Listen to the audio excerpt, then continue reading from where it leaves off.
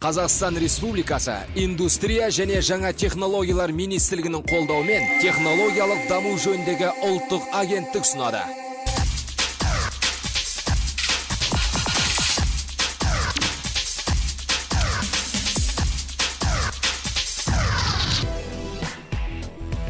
Құнды идея ақылды адамның ғана ойында тұнады. Вильгельм Виндельбанд.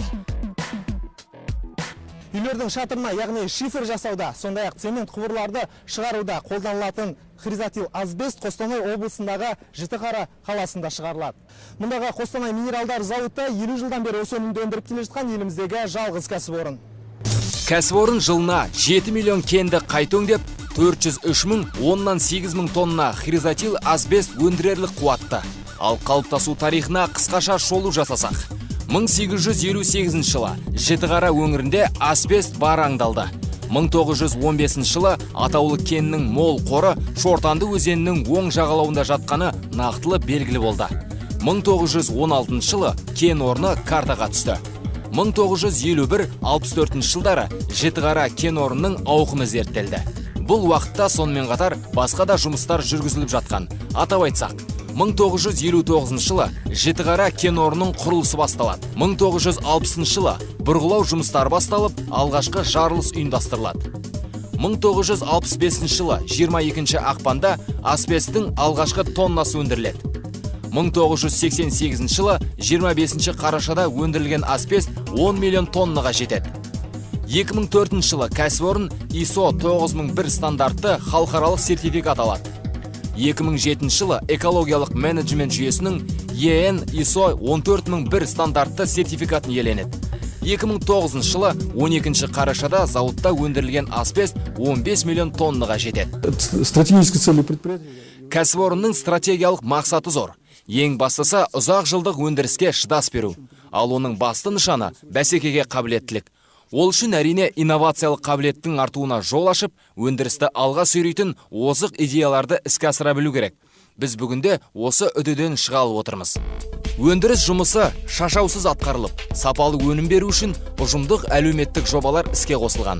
Алғашқысы қызметкерлердің кадрлық әлеуетін арттыру жобасы. Білікті маманды бағалай білу, қосымша оқыту, еңбекақы тағайындаудағы әділдік пен түрлі әлеуметтік жеңілдіктерді қамтиды.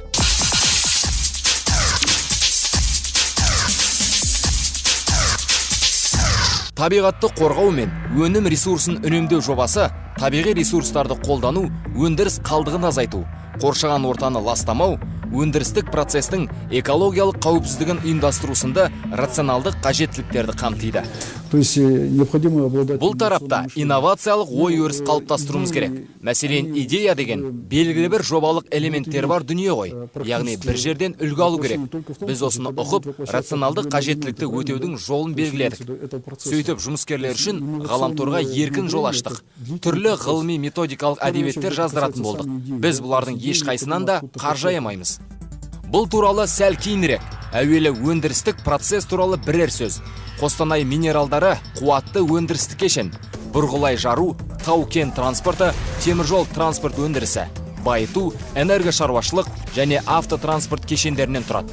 Ал жұмыс барысын айтсақ, шахтадан жеткізілген кен тастар ауқымы 1-2 метрден 50 миллиметрге дейін кішірейгенше 3 қайтара үгітіледі.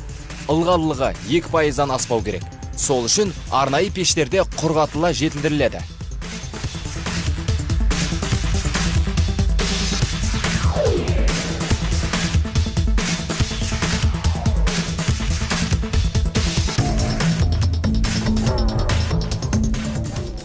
Байыту технологиясында кен одан әрі майдаланып, асбест талшықтары сортына қарай сорғыш желдеткіштер арқылы іріктеледі. Сөйтіп алынған асбест талшықтары одан әрі тазартылып, сұрыпталып, қосымша кептіріліп, межелі сапаға жеткізіледі.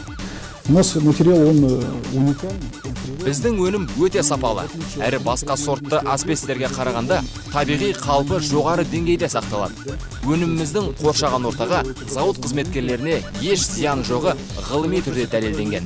Қостанай минералдары зауыты хризотил асбесттің 3-тен 6 группаға дейінгі 10 маркасын шығарады. Хризотил физикалық химиялық қасиетке бай қосынды. Жоғары температураға шыдамды, жылу өткізбейді. Электр өткізгіштік қасиеті бар. жоғары коэффициентті үйкеліске төзімді, иілгіш, берік, арматуралық, адсорбациялық және сілтілік қасиеті бар. Ал асбесттің өзі қоспа және таза күйінде 3000-нан астам затты құрайды. Құрылыста, автомобиль, авиация, химиялық, электрохимиялық өндірісте, машина мен кеме жасауда, асбест цементті конструкциялар өндірісінде, радиация сәулесінен қорғану құралдары, өрттен қорғайтын костюм мен алжапқыш, қалпақ пен қолғап тігуге кеңінен қолданылады. Қостанай асбестінің және бір ерекшелігі оның сапасына шендесерлік қолдан жасалған материалдың болмауы. Тұтынушы орта деңгейлі көп өнімнен гөрі қай көлемде болса да сапалы өнімді таңдайды. Біз сондықтан бар күшімізбен білгенімізді сапалы әрі бағасы да тиімді халықты тауар шығаруға жұмсап отырмыз. Осы арада Қостанай минералдары зауытынан шығатын хризотил асбест группаларының өндірістік қажеттілігін тізе кетсек. Хризотил асбесттің 3-4 группасынан су, канализация жүйесіне, табиғи газ бен мұнай өнімдерін транспорттауға арналған азбоцементті құбырлар жасалады. Хризотил асбесттің 5-6 группасынан жалпақ әрі талшықты престелген қалқандар, жабындық және экструзионды панель, ғимарат қабырғаларын жабатын құрылыс материалдар жасалады.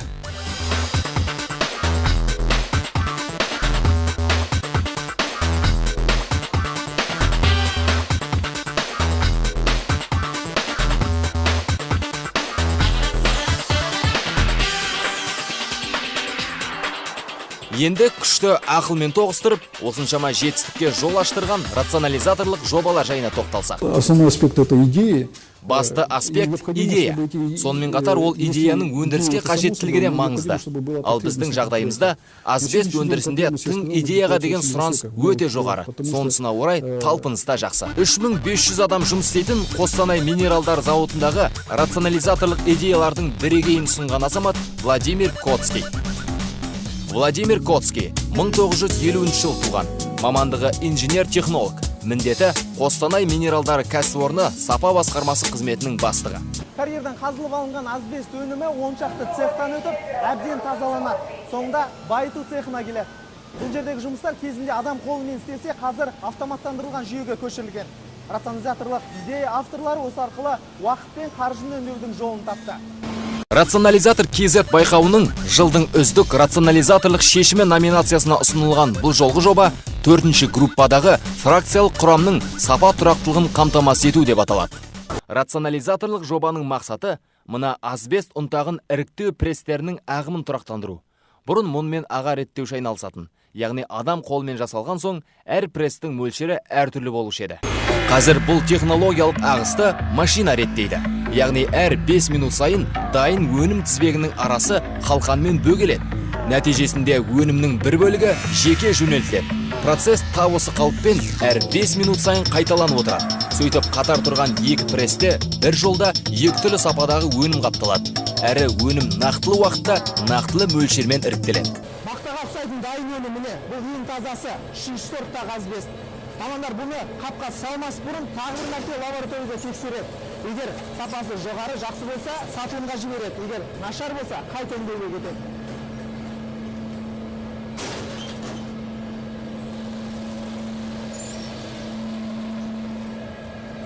Фракциялық құрамның сапа тұрақтылығын қамтамасыз етерлік рационализаторлық жоба шешім тапқан 25-ші плиткада қосымша зертхана ашылды.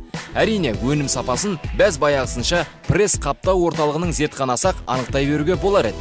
Алайда тың идеяның нәтижесі толыққанды болу үшін экспресс зертханаға да маңызды міндет жүктелді. Осы процесті бақылап тұрған адам бір мезгілде технологиялық процеске де коррекция жасай алады. Сол арқылы сапаны да жедел реттейді деген сөз. Бұл зертхананың ашылғанына көп болған жоқ. Тиісінше пайдасы зор. Дергезінде өнімді сұрыптап, дергезінде түзету енгізе аламыз. Қысқасы экспресс зертхана өнімнің сапалы маркаларын алуымызға сеп болып тұр. Қостанай минералдары зауытындағы атаулы рационализаторлық жобаны жүзеге асыруға 3.860.466 теңге жұмсалған болатын.